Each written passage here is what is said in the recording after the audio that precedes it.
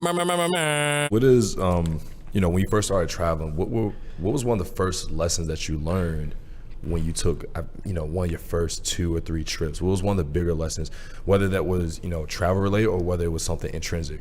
The world is bigger than we think, and also we're loved outside of the U.S. Who's we? Black people. Okay. Right, explain. I'm speaking from a black perspective. Okay. So excuse me. I mean, I wouldn't assume you can speak any other perspective. Excuse me, but I'm speaking from the black perspective, and I didn't realize how many people admired us abroad. Yes. Especially other black people. They see us in all the struggles that we went through here in America for the last 400 years, and they're just amazed by it.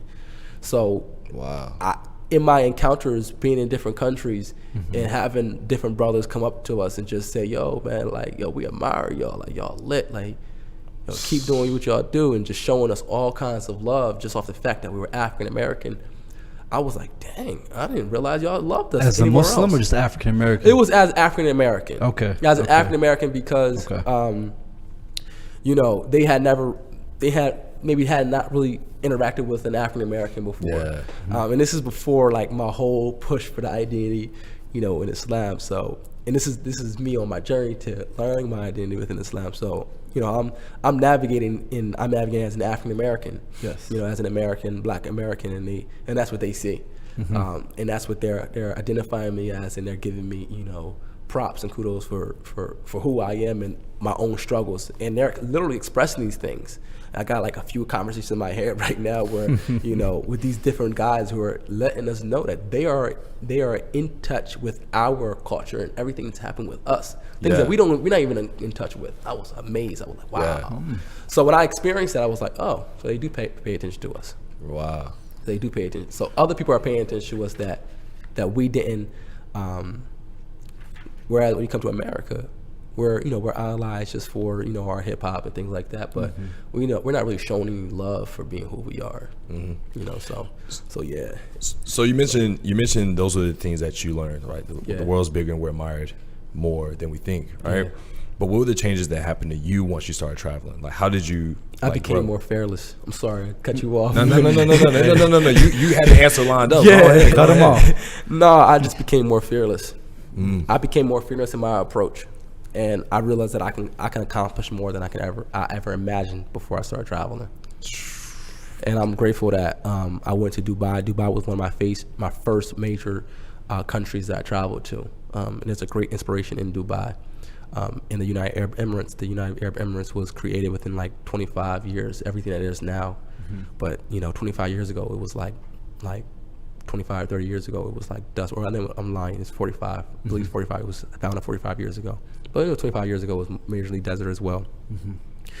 And the person who founded Dubai or the United Arab Emirates, it was said that he only read 2 books in his whole entire life. That was a businessman.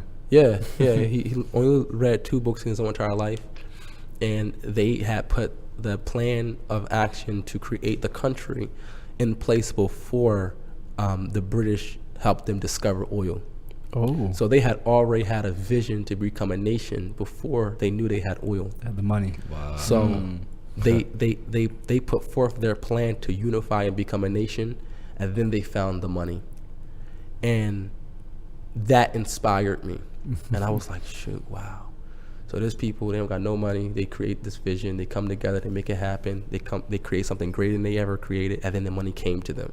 Man. And I was like, what lesson can I learn from that? And I learned that, you can create more than you can ever imagine. Just put your plan forth, and everything's gonna come. It's gonna come to you as it's supposed to come to you. So hey man, I love that because that right there in itself is breaking borders. Yeah, you feel me? Because exactly.